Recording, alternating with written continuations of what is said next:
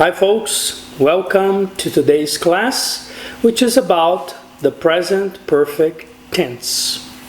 Bem-vindos à aula de hoje, que é sobre o tempo chamado de presente perfeito.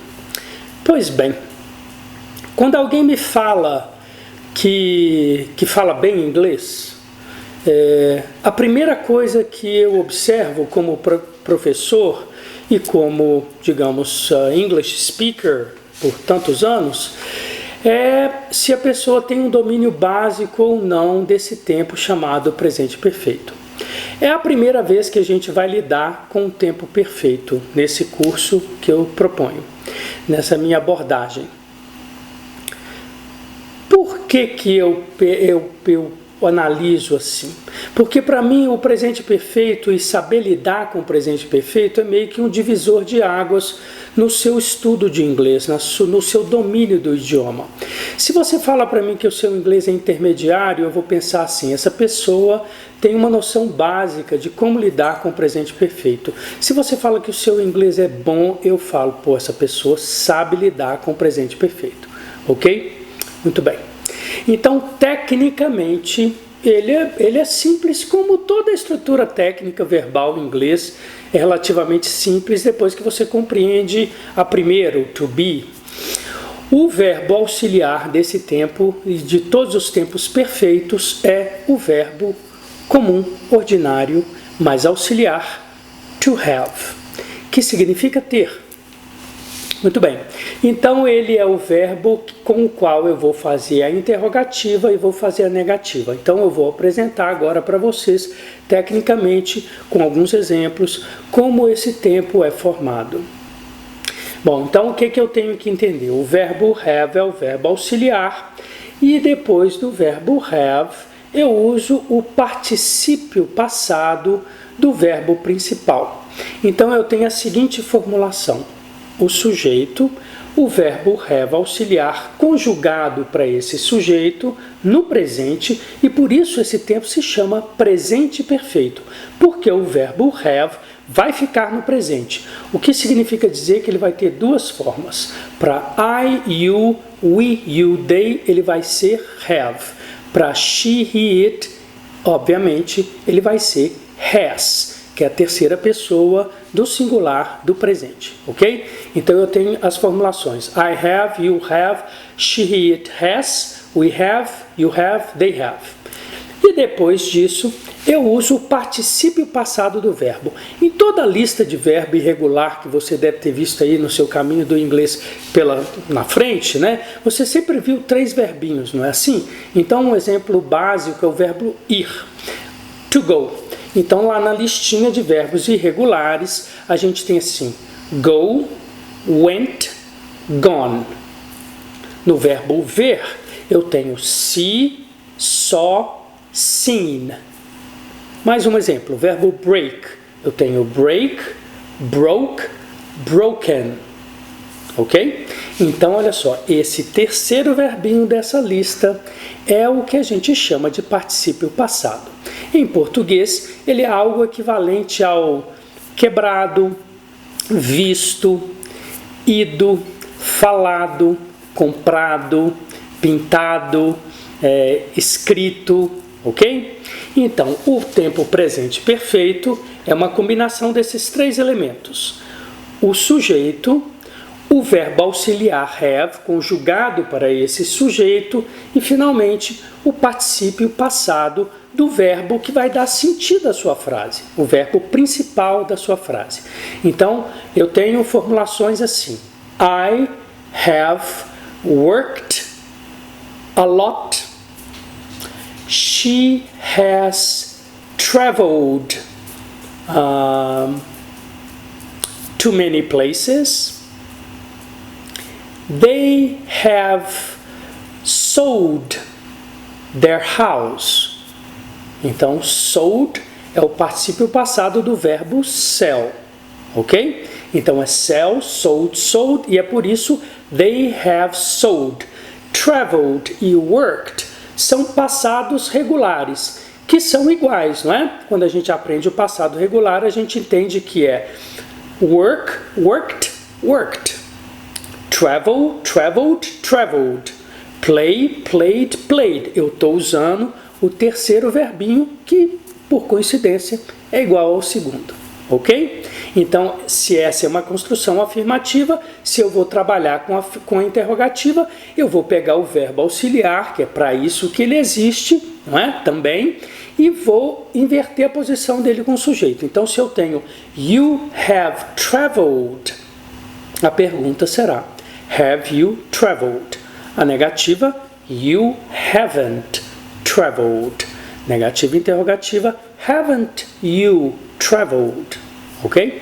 Se eu tenho, por exemplo, he has broken the law. Ele quebrou a lei. Né? He has broken the law. Eu tenho has he broken the law? He hasn't broken the law. Hasn't he broken the law? Ok? Basicamente é isso o que você precisa compreender tecnicamente como formar o presente perfeito, esse tempo maravilhoso e complexo para nós. Mas eu acredito que se a gente consegue estudar por partes, como eu vou tentar mostrar para vocês agora, tudo fica mais simples. E também passa muito por essa capacidade que a gente tem de associar como a gente pensa em português e para onde que eu vou em inglês, que talvez aqui seja o nosso maior desafio, como a gente vai começar a ver agora. Bom, a questão agora é para que a gente usa esse tempo verbal, não é? Como a gente viu, tecnicamente, né, não leva mais do que 10 minutos para a gente entender como trabalhar com ele.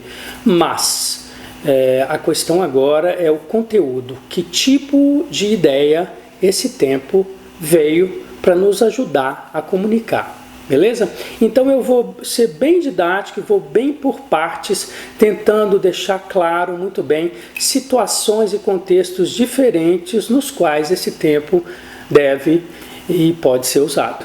Aliás, mais deve do que pode. Bom, pode, ele sempre pode, né? Mas ele deve ser usado e essa é que é a questão. Número 1.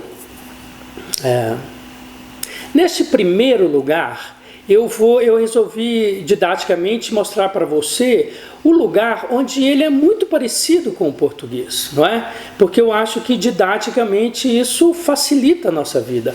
Então, neste lugar que a gente vai, que eu vou te apresentar agora, é possível você quase que traduzir literalmente. E eu vou dar uns exemplos agora. Quando eu falo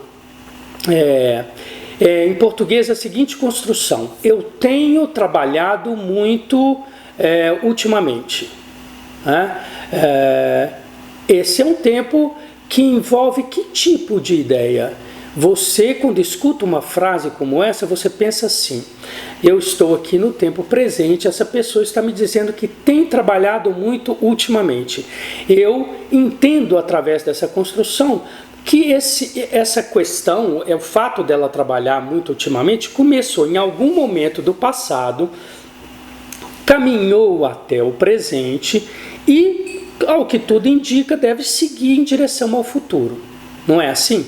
Quando eu falo, tem chovido muito nesses últimos dias, você entende que começou em algum ponto do passado, alguns 3, 4, 5 dias antes da minha fala, seguiu, continuou até esse momento e provavelmente tudo indica que vai seguir futuro adentro, pois é exatamente a mesma ideia em inglês.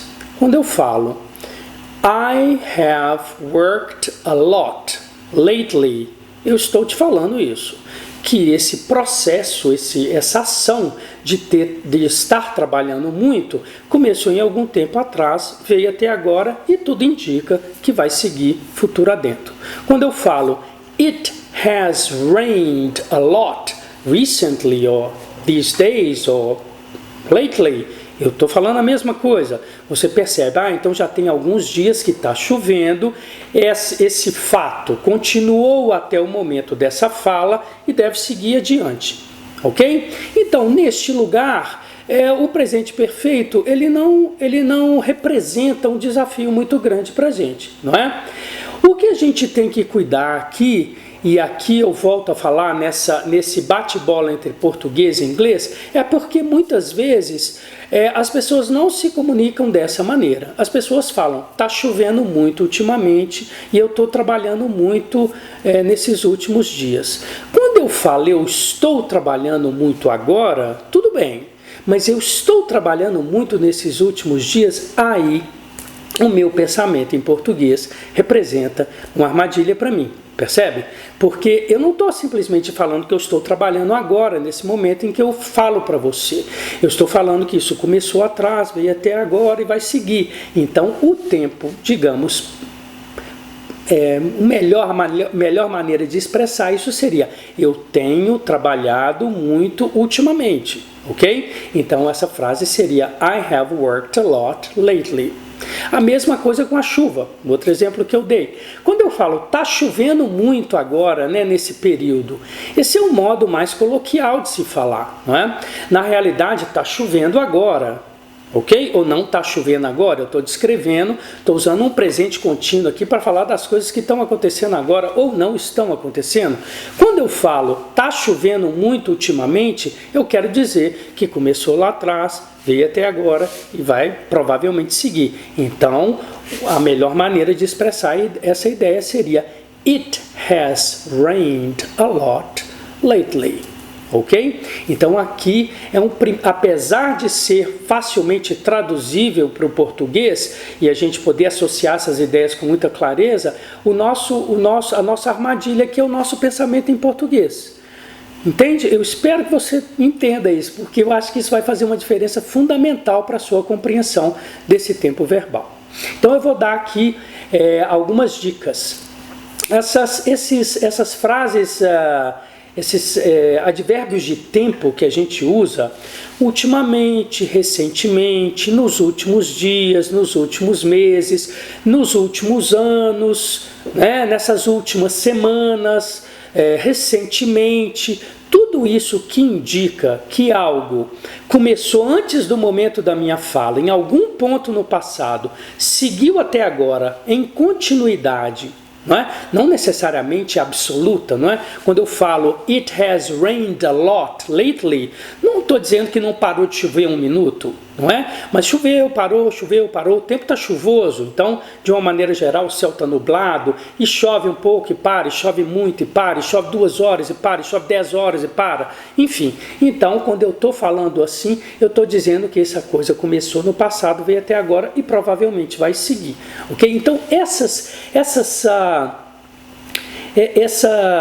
advérbios de tempo, essas palavrinhas-chave que a gente escuta, que nos situam temporalmente, elas nos dão uma dica do uso do presente perfeito. Então, expressões como in the past few days, in the last days, in the last weeks or months, these past few days, these last few years, e por aí vai, recently, lately. Todas elas são frases que eu acredito assim, quando você as ouvir, você tem que prestar atenção na conexão que você vai perceber entre elas e esse tempo que é o presente perfeito. E da mesma maneira, não só quando você ouvi-las, mas quando você pensar dessa maneira, com esse tipo de situação, de contexto temporal, o meu conselho para você é: preste atenção, porque muito provavelmente o tempo que você deve usar para fazer essa construção é o presente perfeito, ok? Então eu vou agora passar para alguns exemplos. Então, um exemplo que eu já dei aqui antes com work, mas eu vou trabalhar agora com o verbo estudar. O verbo estudar é um verbo regular, então study, studied, studied. Então, para fazer uma construção com o presente perfeito, eu vou falar I have studied a lot lately, ok? O que quer dizer que eu tenho estudado muito ultimamente, alright? Faz sentido? Muito bem. Segundo exemplo, they have worked a lot this year. Então esse ano, o ano não acabou ainda, então eles têm trabalhado muito esse ano, ok? They have worked a lot this year. Eu falo he hasn't traveled a lot lately. He hasn't traveled a lot lately. Dá para entender? Ele não tem viajado muito ultimamente. Tem ficado mais em casa, mais quieto, mais parado. Ok? Muito bem. E finalmente, eu vou usar aqui um exemplo de um verbo como sujeito para dificultar um pouquinho a vida de vocês, não é? Para criar um desafio a mais. Se eu quiser dizer, por exemplo, que trabalhar com ela tem sido bem interessante. Então, essa ideia eu estou falando que você entende que eu já estou trabalhando com ela há algum tempo, percebe? Eu comecei antes, vim até agora e provavelmente vou seguir. Então, essa construção seria working with her, porque eu estou usando um verbo como sujeito. Uma das formas possíveis é apresentá-lo na inform, no ing, não é? Então eu falo, trabalhar com ela tem sido bem interessante. Working with her has been quite interesting. Porque working with her, como sujeito, é o with. Então o verbo é terceira pessoa. It has been quite interesting.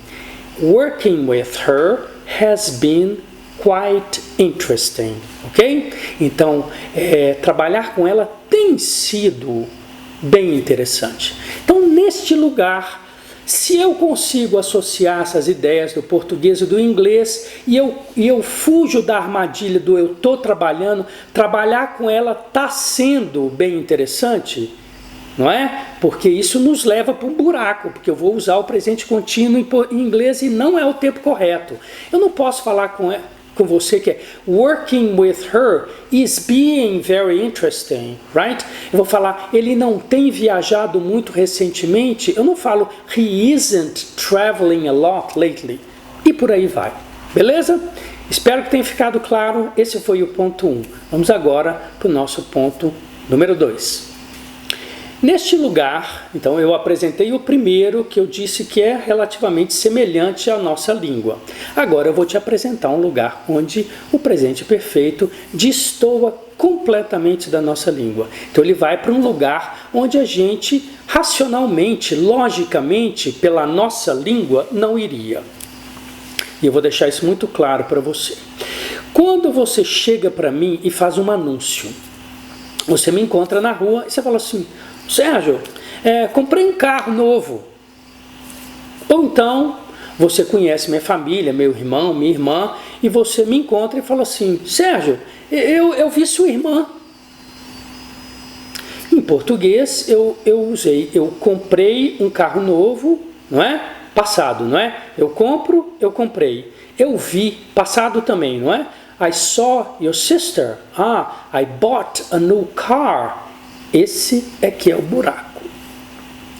Porque quando a gente quer expressar uma ideia de coisas que você fez no passado, mas você não me fala quando, você está anunciando uma coisa.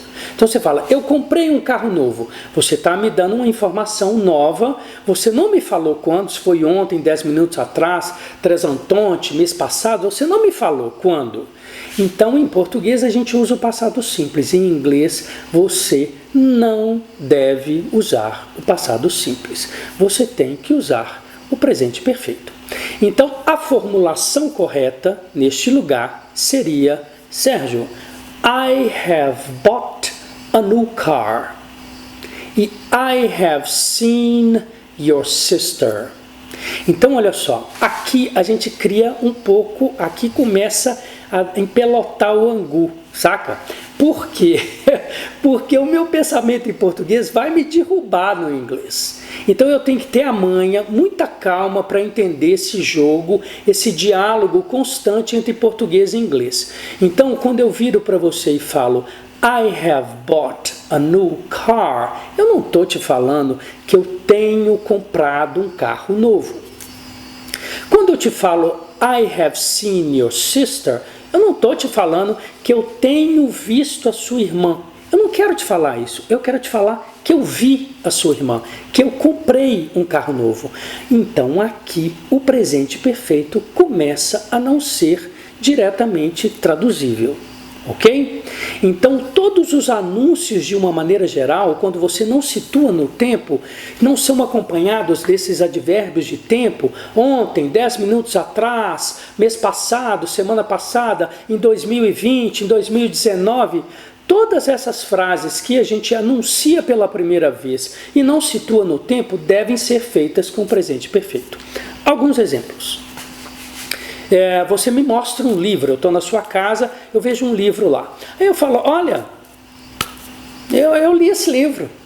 Não te falei quando, não é? Eu posso ter lido esse livro ontem, como há 10 anos atrás, não é isso? Então, em português, eu pensaria, eu li esse livro. Aí você vira para mim e fala assim, quando? Eu falo, eu li esse livro 2 anos atrás e tal. Mas em inglês, eu não deveria falar I read this book. Eu devo falar I have read this book, que contraído vira I've read this book.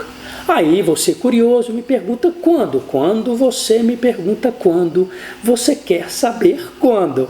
Quando eu te falo quando, eu uso o passado simples, percebe? Então eu falo, I read this book last week, 2 months ago. Quando eu situo no tempo, eu uso o passado simples. Quando eu não te dou essa informação, é uma primeira vez que eu estou te falando, eu devo usar o presente perfeito. Repetindo, chego na sua casa, vejo o livro e falo, I've read this book.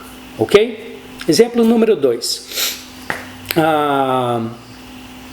Meus filhos fizeram uma prova difícil e passaram na prova. Né? E você está acompanhando um pouco o processo, então você me pergunta, e aí, seus filhos? Aí eu viro e falo assim, guess what?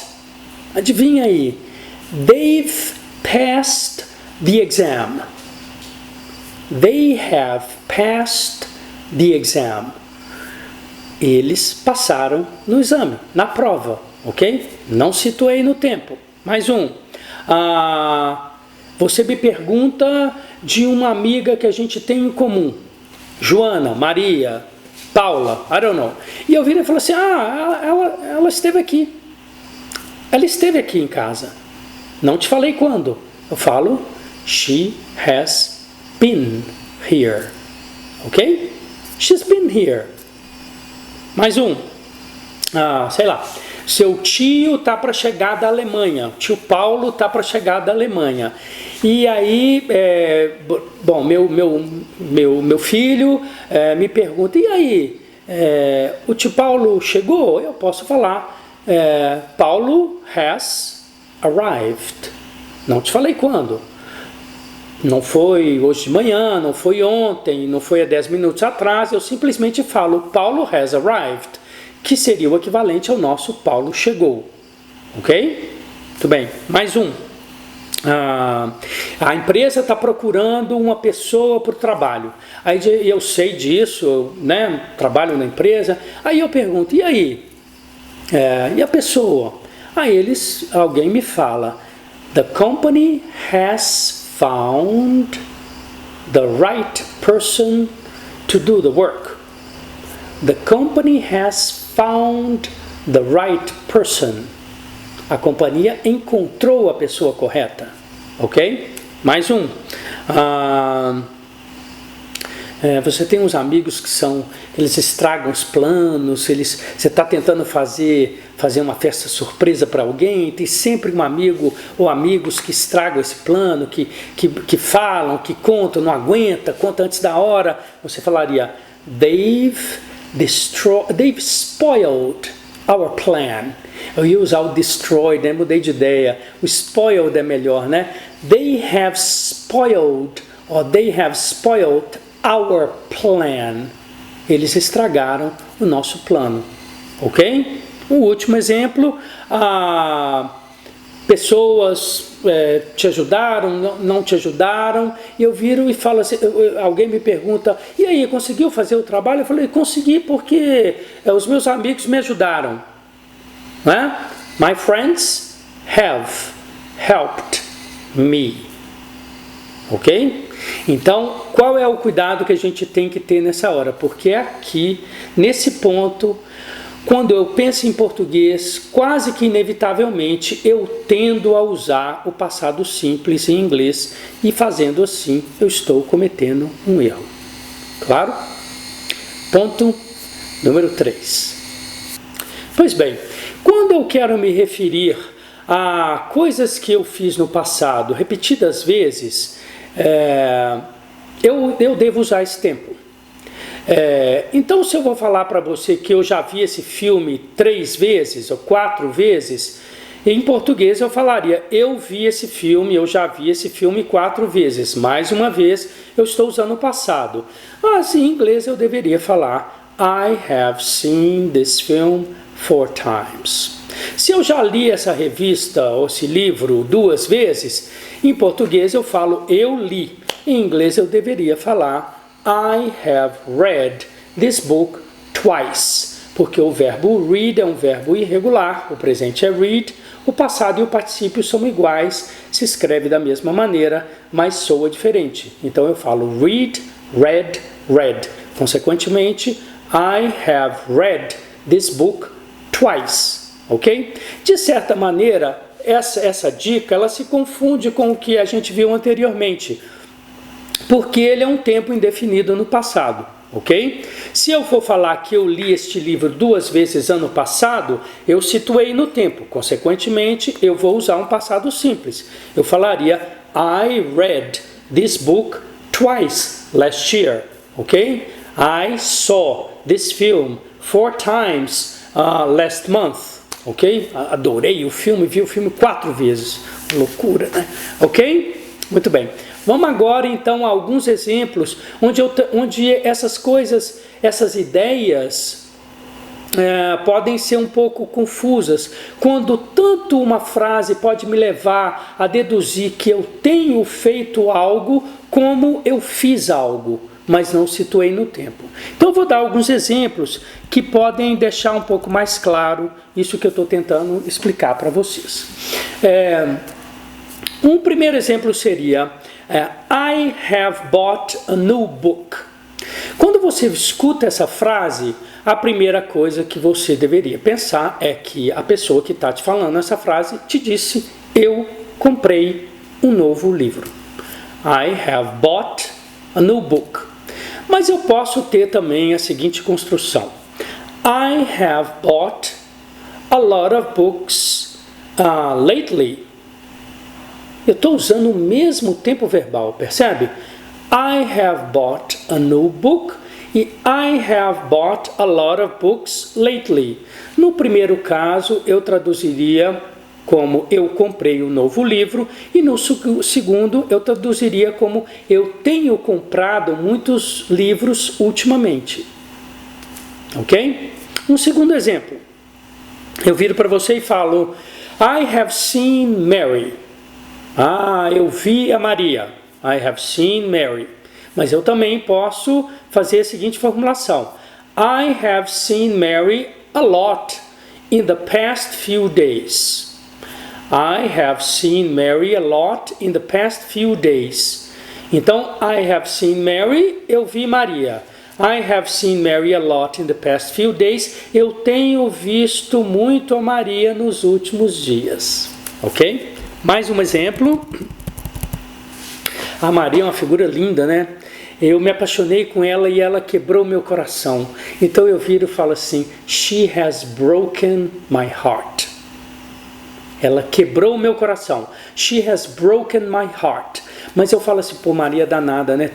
Os caras todos se apaixonam com ela. Então eu posso falar, she has broken many hearts recently. Ela tem quebrado muitos corações, partido muitos corações ultimamente. Ela partiu meu coração e ela tem partido muitos corações. A construção é a mesma. Uma pequena célula temporal transforma essa frase e veicula um conteúdo um pouco diferente, percebe? Então, por isso que eu digo que quando a gente aprende o presente perfeito, a gente começa a entrar no universo do inglês mais avançado, não é? E é absolutamente, na minha percepção, incoerente dizer que eu domino bem o idioma se eu não consigo entender muito bem essas diferenças. Por isso, aqui é um momento da gente estudar com calma e com muita clareza, ok? Mais um exemplo. Se eu falo para você, it's rained, choveu. It has rained. It's rained, choveu. Muito bem. It has rained a lot lately. Tem chovido muito ultimamente. It's rained, choveu. It has rained a lot lately, ou it's rained a lot lately. Estou contraindo ou não estou contraindo, né? It has vira it's. Cuidado, isso não é o verbo to be. Então eu tenho it's rained and it's rained a lot lately. Choveu e tem chovido muito ultimamente, ok? Muito bem. Então agora um ponto número 5. Nesse lugar eu vou explicar um pouquinho a questão temporal, a questão do contexto, não é? Agora são 10 horas da manhã. Essa manhã na qual eu me encontro, não acabou ainda, não é? Ela ainda tem umas 2 horas, né, até eu poder chamar de tarde. A mesma coisa eu falo dessa semana. Hoje é quarta-feira. Então, a semana ainda não acabou, não é? Eu tenho quinta, tenho sexta, tenho sábado. Esse ano, nós estamos no mês de fevereiro, então o ano acabou de começar. Eu tenho janeiro, fevereiro, mas eu tenho o resto do ano inteiro. Então, todas essas situações nas quais eu me refiro a esse mês, esse dia, essa manhã, essa tarde, essa noite, essa semana, esse ano, quando esses pontos ainda não terminaram, esse ano não terminou, essa semana não terminou, essa manhã não terminou, esse dia não terminou, eu posso usar e devo usar o presente perfeito para falar de coisas que têm acontecido. Então, vamos imaginar que nesse lugar é muito comum usar uma palavrinha, uma expressãozinha que eu acho maravilhosa, que parece com o sofá onde a gente se senta, que é o so far, que é essa célula que nos dá uma noção de tempo, é tão distante quanto agora no tempo, não necessariamente geograficamente, fisicamente. Então o so far é um equivalente a until now, até agora. Então vamos imaginar que são 10 horas da manhã e até agora na manhã eu já tomei 2 xícaras de café. E provavelmente eu devo tomar mais uma. Então eu posso falar, eu devo falar, não eu tomei 2 xícaras de café até agora nesta manhã, mas I have had 2 cups of coffee so far this morning. Eu devo fazer isso porque amanhã não acabou. Porque se fosse 1 da tarde, amanhã já tivesse acabado, eu estaria me referindo a esse período de tempo como passado e determinado quando. Consequentemente, eu não deveria falar I have had, e sim I had 2 cups of coffee this morning, porque amanhã já acabou. Mas como amanhã não acabou, então eu falo I have had 2 cups of coffee so far this morning. Ok? Mais um exemplo. Ok.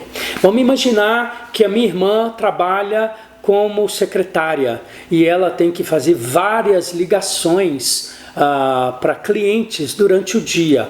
Então nós estamos agora, são 3 da tarde, 4 da tarde, e ela reclama para mim, fala que está trabalhando muito e que já fez inúmeras ligações até aquele momento no dia. Ela já está cansada. Então ela vai falar para mim que, eu descrevendo o que ela fez, não é? Eu vou falar, she has made countless calls so far today. She has made countless, inúmeras, incontáveis. She has made countless phone calls so far today, porque ela já fez muitas ligações, mas o dia não acabou. Se são 3 da tarde, até às 5, 6 da tarde, quando termina o expediente, ela pode, talvez vá fazer mais ligações ainda. Então, ela está se referindo àquele período, porque o dia não acabou. She has made countless phone calls so far today. Ok? Mais um. Eu moro na Sibéria. Eu moro na Sibéria? Não, na Sibéria é muito frio. Eu moro em algum lugar onde neva, não é? Então eu posso falar, nós estamos no começo do ano e eu vou falar que chove, que tem nevado muito, não no começo do ano, em algum período do ano eu vou falar que tem nevado muito desde o começo da semana, ou esta semana tem nevado muito. A semana não acabou. Não é? A gente está no inverno, às vezes para de nevar, às vezes neva, a semana não acabou e eu estou me referindo a esse período de tempo que ainda não acabou. Então, ao invés de falar que nevou muito, já nevou muito, usando o passado em português, já nevou muito essa semana, eu vou falar It has snowed a lot this week. Porque a semana não acabou. Porque se fosse na semana passada, eu simplesmente falaria It snowed a lot last week. Alright? Mas como a semana não acabou, eu falo It has snowed a lot this week. Contraído, It's snowed a lot this week. Ok? Number 6. Ponto número 6. Então, a gente... Como eu disse, o presente perfeito nos dá e cria e expressa uma relação, obviamente, que tem uma coisa que lida com o tempo, não é? Coisas que vieram até aqui, coisas que acontecem há algum tempo e tal. Então, a gente tem duas, mas assim como eu falei do so far no ponto passado, until now, porque descreve essa ideia do até agora, de determinado ponto no passado até agora, eu agora vou apresentar duas preposições que são muito comumente usadas com o presente perfeito, que são as preposições for e since, ok? Muito bem. Então, aqui mais uma vez eu alerto para o perigo, alerta do português. Eu moro nessa casa aqui na qual me encontro há 4 meses, não é? Olha, eu acabei de cometer um erro se eu estivesse falando inglês. Eu disse, eu moro nessa casa há 4 meses. Ora, quando você escuta essa frase, você pensa, há 4 meses atrás, a gente está em fevereiro, então foi por volta de outubro, beleza, você foi lá atrás, percebe? Eu moro nessa casa há 4 meses, você foi lá atrás. Então, essa frase que eu disse, ela descreve uma situação que começou em outubro, seguiu novembro, dezembro, janeiro, fevereiro. Então, ela começou no passado, seguiu até o presente e provavelmente vai continuar futuro adentro. Portanto, eu não posso falar, eu moro nessa casa há 4 meses. Eu devo falar, I have lived in this house for 4 months. Ok? Eu também posso optar por te dar o tempo, o momento inicial, o marco, o ponto inicial em que essa ação ou essa situação começou a acontecer. E nesse momento eu uso o desde. Né? Em português seria o nosso desde. Então, ao invés de falar, eu tenho morado nessa casa por 4 meses, eu posso te falar, eu tenho morado nessa casa desde outubro. Concorda? Então, a mesma construção, I have lived in this house for 4 months, poderia ser dita, I have lived in this house since October. Se eu estudo, por exemplo, meu filho estuda cinema há 2 anos. Meu filho estuda cinema há 2 anos. Português, presente simples. Meu filho estuda todo dia, meu filho estuda 2 vezes por semana, meu filho estuda há 2 anos. Em inglês, perigo, não é? Então, eu não posso descrever a situação com o mesmo tempo verbal. Então, se ele estuda cinema há 2 anos, ele começou 2 anos atrás, percebe? Se a gente está em 2022, foi em 2020. Então, eu teria que dizer, my son has studied cinema for 2 years. Or my son has studied cinema since 2020. Ok? Muito bem, mais um exemplo. Não, mais um exemplo não. Agora eu vou pular, mas na realidade nós estamos no mesmo ponto. Se eu quero saber quanto tempo algo durou ou tem durado, a minha pergunta vai ser: quanto tempo você tem morado nesta casa, não é? Em português eu não falaria assim, em português eu falaria quanto tempo você mora. Usaria o presente simples, repito, em inglês estaria errado. Então, como que eu faço essa pergunta? Essa pergunta se faz com how long. Então, quando eu pergunto how long, eu já estou perguntando how much time. Eu não preciso falar how long time, não é? Eu estou sendo redundante. Então, eu falo how long. Consequentemente, perguntas com relação, quando eu quero descobrir há quanto tempo o seu cabelo está desse tamanho, há quanto tempo você pinta o cabelo, há quanto tempo você mora nessa casa, há quanto tempo seu filho estuda cinema, há quanto tempo você cozinha profissionalmente, a pergunta vai ser com o presente perfeito. Então essas perguntas seriam: How long have you lived in this house? How long has your son studied cinema? E finalmente, how long have you cooked professionally? Ok?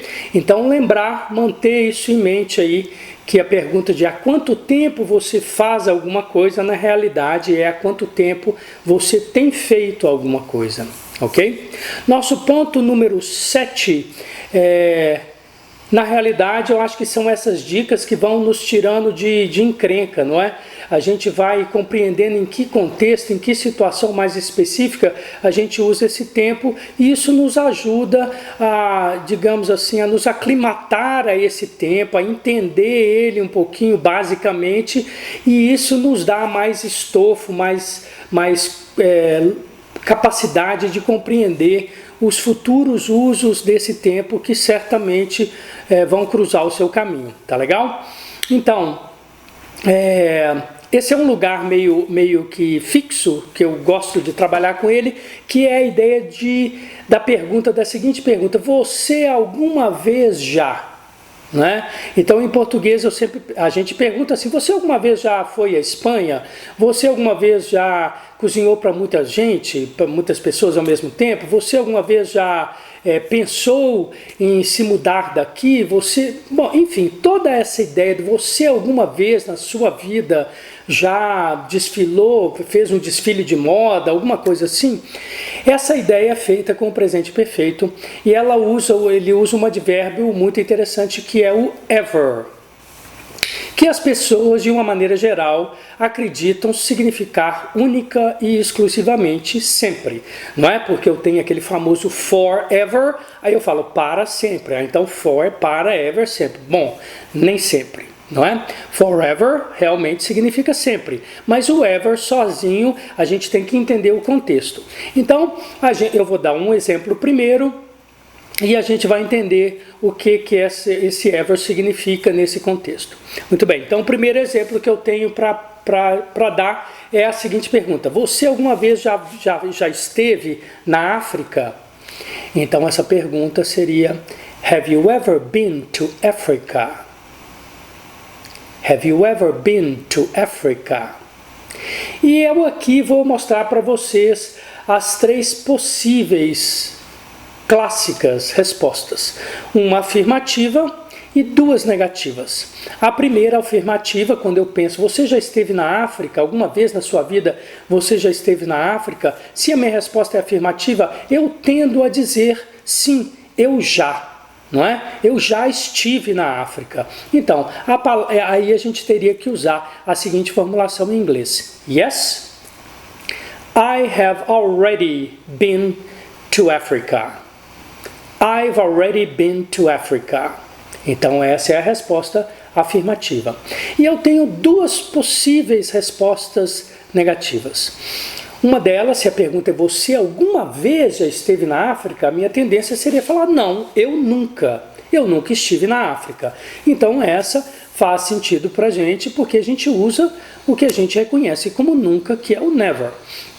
Então a primeira resposta negativa que eu vou mostrar para vocês é no, I've never been to Africa. Como never é uma partícula negativa, tem nele uma partícula negativa, uma ideia do negativo, eu uso o verbo na afirmativa. Então eu falo no, I have never been to Africa. Ok? Muito bem. E a segunda resposta, que talvez seja mais incomum, menos comum, é que eu uso ever. Mas eu tenho que usar, então, como ever não tem a partícula negativa nele, eu tenho que passar o verbo para a negativa. Essa segunda resposta seria no, I haven't ever been to Africa. Repetindo, have you ever been to Africa? Yes, I've already been to Africa. No, I've never been to Africa. Or I haven't ever been to Africa. Ok? Mais um exemplo. Antes do exemplo, percebam o que eu quero dizer com relação à tradução e aos perigos da tradução literal sem a compreensão do contexto.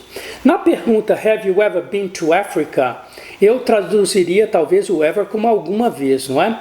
Quando eu respondo na negativa, não, eu nunca estive na África, na realidade, ele não seria muito diferente do I have never been to Africa. Então ele não é traduzível, percebe?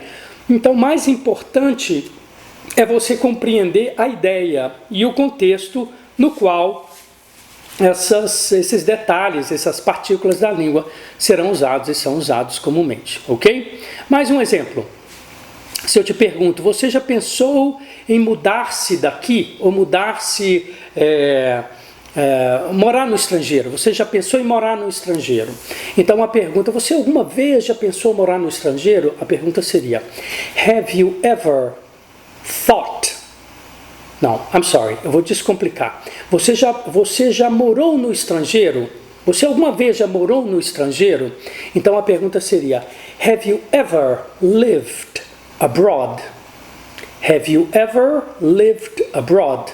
Affirmative, yes, I've already lived abroad. Negative, no, I've never lived abroad. Or, I haven't ever lived abroad. Ok? Vamos com o pensar. Você já pensou, alguma vez já pensou em se mudar daqui? Que é o exemplo que eu queria dar antes, não é? Então, aqui entra um pouquinho de manha, porque o verbo think, ele pede preposições específicas e são seguidas do ing, do gerúndio. Então, eu teria que falar, pensar, think about moving out. Mudar-se daqui para outro lugar. Moving out of here. Mudar-se daqui. Então a pergunta seria, have you ever thought about moving out of here? Have you ever thought about moving out of here? Yes, I've already thought about moving out of here. Yes, I've already thought about it. No, I've never thought about moving out of here. I haven't ever thought about moving out of here. No, I've never thought about it. No, I haven't ever thought about it. Ok? Então, se a gente consegue associar essa ideia, a gente já cria um espaço no qual eu me conecto diretamente com o presente perfeito, não é? Toda vez que eu pensar assim, você alguma vez eu uso esse tempo, então é menos um problema para mim, não é? Lembrando que a gente responde as perguntas de uma maneira inteira, integral, para que a gente possa praticar. Porque na nossa vida cotidiana, diária e na comunicação aí mundo afora, às vezes você não precisa nem falar, não é? Se eu te pergunto, have you ever thought about moving out of here? Você pode simplesmente falar, yeah, no, alright? So, a gente usa a pergunta inteira para que a gente aprenda a língua, aprenda a estrutura, ok? E agora, um último ponto. Na realidade, esse tempo verbal tem inúmeros pontos, né? A gente vai ver por aí, mas eu acho que esses 8 pontos que eu estou compartilhando com vocês aqui podem ajudar bastante na compreensão do uso desse verbo que, repito, por um lado pode ser orgânico e por um lado pode ser absolutamente contraditório no que diz respeito à lógica da língua portuguesa. Bom, esse último ponto é a ideia do acabei de. Eu acabei de almoçar, eu acabei de tomar café. Então, em português a gente usa o verbo acabar de, com a preposição de. Então, por exemplo, acabar de, que é a ideia de terminar de fazer alguma coisa, né? Então eu falo assim, não, eu acabei de ligar para os meus pais, eu acabei de tomar café. Esta ideia, em inglês, ela é melhor traduzível ou expressa usando esse tempo verbal. O presente perfeito com a partícula just. Ok? Então, se eu vou falar para você, se eu chego na sua casa e você me oferece um café, eu vou te falar, você vai me perguntar, would you like some coffee? Would you like to have some coffee? E eu educadamente vou virar para você e falar assim, no, thank you very much. Eu acabei de tomar café, não é? I have just had some coffee. Que contraído vai virar, I've just had some coffee. Thank you, alright? Maybe later, yeah? Talvez mais tarde. Se você me convida para, eu não sei, outro exemplo de casa, para almoçar, não é? Ou você chega da rua com um pacote de pão de queijo ou alguma coisa e você me oferece e eu falo, não, muito obrigado, eu acabei de almoçar, não é? Então eu te diria, no, thank you. I have just had lunch. Ok? I've just had lunch. Yeah? Eu chego em casa e viro para você e falo assim, olha, eu acabei de ver a sua irmã. Acabei de conversar com aquele seu amigo. Algum exemplo assim. Eu acabei de ver a sua irmã. Eu te diria, hey, I've just seen your sister. Ok? Se você fala, por exemplo, em viajar para os Lençóis Maranhenses, não é? Aí eu viro para você, nossa senhora, isso é uma coincidência, eu acabei de pensar sobre isso. Não é? Então eu te falaria, well, Jesus, look at that. I've just thought about it. I've just thought about traveling to Lençóis Maranhenses. Ok? Um outro exemplo muito comum também, que é assim, né? A gente nos relacionamentos vai repetindo coisas, né? Então, às vezes, a pessoa te fala, não, você está sempre esquecendo a porta aberta, você nunca dá descarga, você, sei lá o que, não lava os pratos, você nunca faz isso, parará. E você fala, aham, ok, beleza, às vezes você escuta, às vezes não escuta, não é? Então, aí alguém te fala assim, seu parceiro, sua parceira te fala assim, você não me contou sobre essa situação, você não me falou sobre isso, que você fica chateado sobre isso, você vira para mim e fala assim, eu acabei de te falar isso, mas eu acabei de te falar isso. Essa frase em inglês seria, I've just told you about that, ok? Mais um último exemplo para deixar tudo muito claro, né? Que é o nosso objetivo aqui. Se eu quero te perguntar se por exemplo, se você, sei lá, se você quer comprar alguma coisa, se eu te mostro um livro, um livro interessante que acabou de ser lançado, e aí você vira e fala assim, olha, eu ganhei esse livro, olha que interessante, aí você fala assim, eu acabei de comprar esse livro, olha que coincidência, eu acabei de comprar esse livro, I've just bought this book, alright? I've just bought it. Ok? Now, se você for falar para mim, eu acabei de comprar esse livro, é uma coisa. Quando você fala, eu comprei esse livro 10 minutos atrás, aí você usa o passado simples, porque você situou no tempo. Então você falaria, I've just bought it. Ok? Mas eu diria, I bought it 10 minutes ago. I bought it yesterday. What a coincidence. Ok? Então eu fecho aqui a nossa videoaula de hoje, que é bastante longa e com muitas nuances, não é? E detalhes, deixando para você a seguinte questão. Bom, toda toda língua, ela é um sistema lógico, percebe? É uma maneira de ver o mundo, de descrever o mundo. Então, a gente às vezes procura um equivalente exato das coisas, não é? Porque o português é a nossa pele, nosso músculo, nosso osso, não é? É a nossa vida, não é? Nós fomos criados nessa língua, escutamos essa língua desde o útero materno. Então, quer dizer, vai muito além do que simplesmente eu ter criado um sistema lógico, não é? Ele é parte daquilo que eu acredito ser orgânico para mim, não é? Enquanto eu falo aqui para você, eu não estou pensando, olha aqui que eu vou falar, se eu falo A, B, mas quando a gente se coloca o desafio de adentrar um universo novo, que é uma língua nova, que é um sistema lógico, uma maneira de ver o mundo absolutamente digamos assim, surpreendente, pode ser surpreendente e completamente diferente da nossa própria.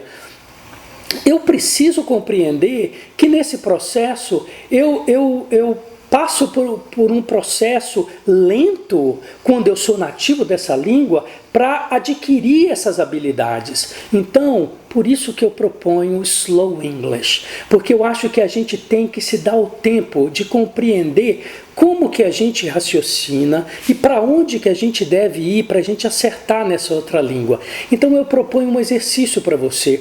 Pegue esses 8 pontos que eu descrevi aqui hoje na aula de hoje, um por um, e se lance o desafio de criar pensamentos descritos, que cada um desses pontos descreve. Então você pensa assim, então, ponto número 2, eu vou anunciar uma coisa sem definir quando no passado. Eu fiz um hambúrguer delicioso. Tá. Então, então eu não posso falar eu fiz, eu tenho que falar I have made a delicious hamburger. Né? Eu estou usando o presente perfeito, engraçado, né? Em português eu falaria eu fiz, em inglês eu não posso falar I made, porque eu não falei quando, ok? E aí você vai criando um paralelo, mas se eu quero definir o tempo, eu falo eu fiz um hambúrguer delicioso ontem à noite, aí é outra história, aí eu falo I made a delicious hamburger last night, alright? Ou um outro pensamento, do primeiro tópico que eu trouxe aqui, que é essa coisa que começa no passado, vem até agora e segue. Eu penso, eu estudo inglês há 2 anos. Então eu não posso falar eu estudo, eu tenho que pensar que aqui é o presente perfeito. Então, I have studied English for 2 years, alright? Bom, enfim, para bom entendedor, minha palavra basta, não é? Pega esses tópicos, compreenda cada uma dessas situações e crie para si mesmo desafios de transpor pensamentos criados em português para esse lugar no inglês. Eu tenho certeza que se você cria essa ponte e estreita esse diálogo entre o português e o inglês, o presente perfeito, the present perfect, vai deixar de ser um problema muito grave para você. Tá legal? E eu acho que isso vai enriquecer demais a sua possibilidade expressiva no inglês. Alright? Well, it's been a long class, yeah? I know it hasn't been easy and it's not going to be so easy. It will demand your effort and your concentration. So come on. Roll up your sleeves and get to work. You have a lot to do, but I'm pretty sure you can establish a very safe ground for you to use this very complex and beautiful tense, which is the present perfect. I hope you have enjoyed the class. I hope, most of all, you have understood the class. And any doubts, you know where to find me. Take very good care of yourselves, and I'll see you soon. Bye-bye.